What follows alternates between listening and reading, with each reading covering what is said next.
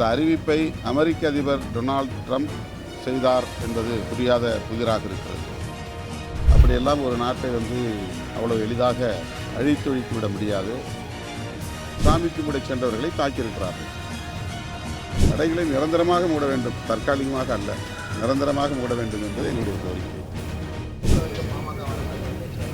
அது வரட்டும் பார்த்து. பெஹல்காமில் நடந்த பயங்கரவாத தாக்குதலை அடுத்து இந்திய இராணுவம் ஆபரேஷன் சிந்தூர் என்னும் பதிலடி தாக்குதலை நடத்தியது. அதனை இந்தியர்கள் என்கிற ஓர்மையுடன் கட்சி, மதம், மாநிலம் என்கிற எந்த மாறுபாடும் இல்லாமல் வரவேற்று ஆதரித்தோம். ஆனாலும் கூட இந்தியா, பாகிஸ்தான் ஆகிய இரண்டு நாடுகளுக்கும் இடையிலே யுத்தம் மூண்டுவிடக்கூடாது, அது ஒரு பெரும் போராக மாறிவிடக்கூடாது என்கிற வேண்டுகோளையும் வலியுறுத்தினோம். இன்றைக்கு போர் நிறுத்தப்பட்டு விட்டது என்கிற தகவல் பெரும் ஆறுதலை தருகிறது. அந்த அறிவிப்பை அமெரிக்க அதிபர் டொனால்ட் ட்ரம்ப் செய்தார் என்பது புரியாத புதிராக இருக்கிறது. இந்திய அரசு அல்லது பாகிஸ்தான் அரசு இந்த அறிவிப்பை செய்திருக்க வேண்டும். அமெரிக்கா தலையீடு செய்தது, பேச்சுவார்த்தை நடத்தியது என்பதை நாம் வரவேற்க கடமைப்பட்டிருக்கிறோம். என்றாலும் கூட இந்த இரண்டு நாடுகளுக்கு இடையில் சமாதானம் வேண்டும், நிரந்தர தீர்வு வேண்டும் என்று இந்தியர்கள் மட்டுமல்ல, ஜனநாயகத்தின் மீது நம்பிக்கை உள்ள, உலகளாவிய அளவில் ஜனநாயகத்தில் நம்பிக்கை உள்ள அனைவருமே விரும்புகிறோம். அதுதான் நம்முடைய எதிர்பார்ப்பு. அந்த வகையில் இந்த போர் நிறுத்தத்தை நாம் மகிழ்ச்சியோடு வரவேற்கிறோம். ஆனால் இதற்கு ஒரு நிரந்தர தீர்வு தேவை. இரண்டு நாடுகளுக்கு இடையில் சுமூகமான பேச்சுவார்த்தை தேவை. ஒட்டுமொத்தமாக பயங்கரவாதத்தை துடைத்தெறிய வேண்டும் என்பதில் இரண்டு நாடுகளுமே உறுதியாக இருக்க வேண்டும். பயங்கரவாதம் தலை தூக்கினால் இந்தியர்களுக்கு மட்டுமல்ல, அனைவருக்குமே பெரும் தீங்கு விளையும். ஆகவே பயங்கரவாதத்திற்கு எதிரான நடவடிக்கைகளை ஜனநாயக சக்திகள் அனைவரும் ஆதரிக்கிறோம். இந்தியா, பாகிஸ்தான் ஆகிய இரண்டு நாடுகளும் இதில் இணைந்து செயல்பட வேண்டும். இரண்டு நாடுகளுக்கு இடையிலே சுமூகமான உறவை பேண வேண்டும், ஒரு நிரந்தர தீர்வை காண வேண்டும் என்று விடுதலை சிறுத்தைகள் கட்சி வலியுறுத்துகிறது. இரண்டு நாடுகளுக்கு இடையிலே பெரிய இடைவெளி உருவாகும், பகை மூளும் என்றெல்லாம் கடந்த ஒரு வார காலம் பெரிய அளவில் செய்திகளை பரப்பினார்கள். போர் வேண்டும் என்று விரும்புகிற சக்திகள் ஜனநாயகத்தின் அடிப்படையிலே போர் வேண்டாம் என்பவர்களை கடுமையாக விமர்சித்தார்கள், அவதூறு செய்தார்கள். ஆனால் இன்றைக்கு ஒரு அமைதியை நிலைநாட்டும் சூழல் உருவாகி இருக்கிறது. இதை அப்படியே பேணி காத்திட வேண்டும். எல்லை ஓர பயங்கரவாதத்தை முற்றாக துடைத்தெறிய வேண்டும். இந்தியாவில் ஒரு அப்பாவி மக்கள் மீது ஏதாவது தாக்குதல் ஏற்பட்டால் உலக வரைபடத்தில் இருந்தே பாகிஸ்தான் அழித்தொழிக்கப்படும் அப்படின்னு சொல்லி அண்ணாமலை சொல்லியிருக்காரு. இதை நீங்கள் எப்படி பார்க்குறீங்க? இதெல்லாம் வெறும் கற்பனாவாதம். அது அப்படியெல்லாம் ஒரு நாட்டை அவ்வளவு எளிதாக அழித்தொழித்து விட முடியாது. நாடு இல்லாமலேயே பயங்கரவாதம் என்பது தலை தூக்கி இருக்கிறது. இயக்கமாக இருந்தாலே அவர்கள் ஒரு நாட்டுக்கு எதிரான போரை தொடர்ந்து நடத்த முடியும் என்பதற்கு பல சான்றுகளை நாம் சொல்ல முடியும்.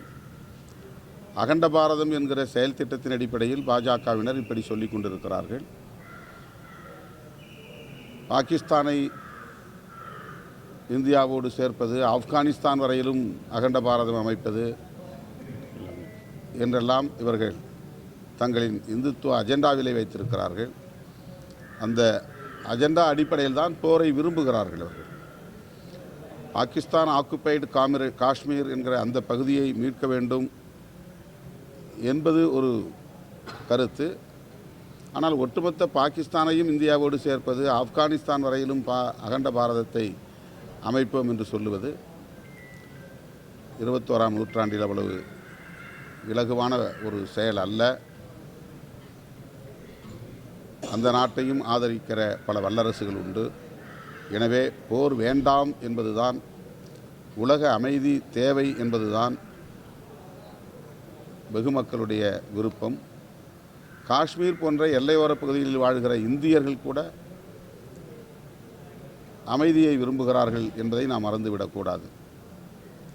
நாம் வெகு தூரத்தில் இருக்கிறோம், எல்லைக்கு அப்பால் நீண்ட இடைவெளியில் இருக்கிறோம். எனவே நாம் எல்லாம் மகிழ்ச்சியோடு போரை வரவேற்கிறோம். ஆனால் எல்லையோரத்திலே இருக்கிற பொதுமக்கள், இந்தியர்கள் எப்போதும் அச்சத்தில், பீதியில் இருந்து கொண்டிருக்கிறார்கள்.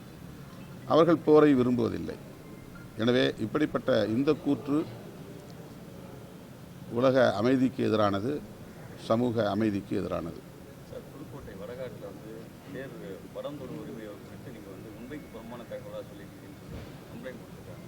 அதை பற்றி பொதுமக்களிடமிருந்து கிடைத்த தரவுகளின் அடிப்படையில் தான் நான் அந்த கருத்தை சொன்னேன்.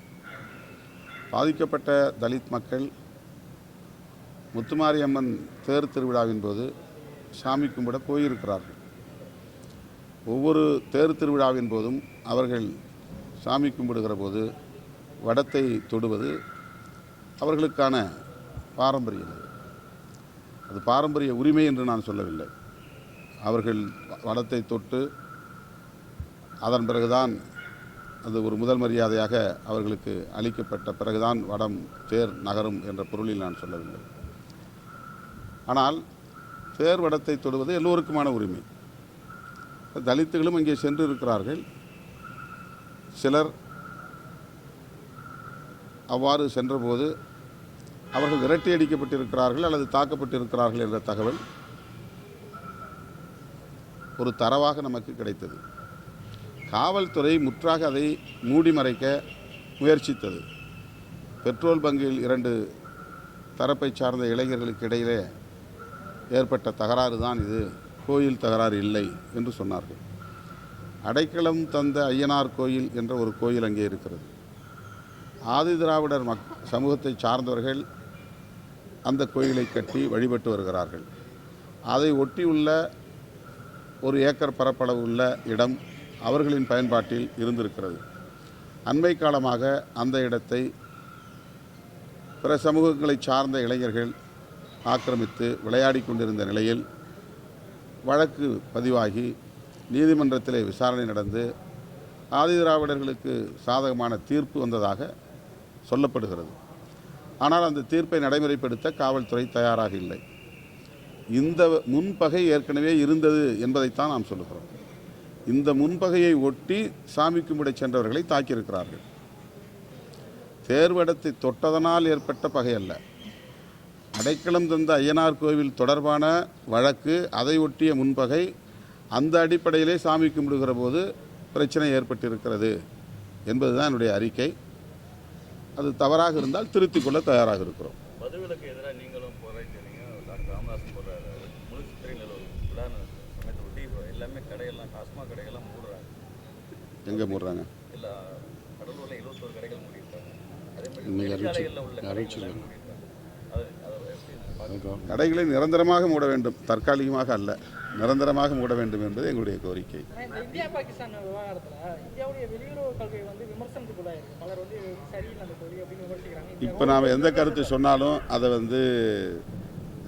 சில இந்துத்துவ செயல் திட்டத்தை நடைமுறைப்படுத்த விரும்புகிறார்கள். இந்துத்துவ செயல் திட்டம்னா இந்து சமயத்தினுடைய செயல் திட்டம் கிடையாது. இந்துத்துவ செயல் திட்டம்னா பாஜக அகண்ட பாரதம் என்ற ஒரு கனவை சுமந்து திரிகிறது. அந்த பாஜகவினுடைய செயல் திட்டத்தைத்தான் நாம் அரசியல் செயல் திட்டத்தைத்தான் இந்துத்துவ செயல் திட்டம் என்று அவர்களே சொல்லுகிறார்கள். ஆக அகண்ட பாரதம் என்கிற அடிப்படையில் தான் போரை விரும்புகிறார்கள். வெளியுறவு கொள்கைகளையும் அவர்கள் தீர்மானிக்கிறார்கள். இப்போது நாம் அதை எந்த பொருளில் சொன்னாலும் அவர்கள் அதை கடுமையாக எதிராக பார்ப்பார்கள்.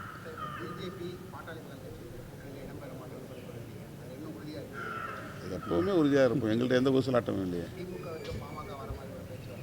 அது வரட்டும், பார்த்துக்கலாம். இதுபோன்ற செய்திகளை மேலும் தெரிந்து கொள்ள எங்களது யூடியூப், ஃபேஸ்புக் மற்றும் ட்விட்டர் ஆப்களை சப்ஸ்கிரைப் செய்யவும்.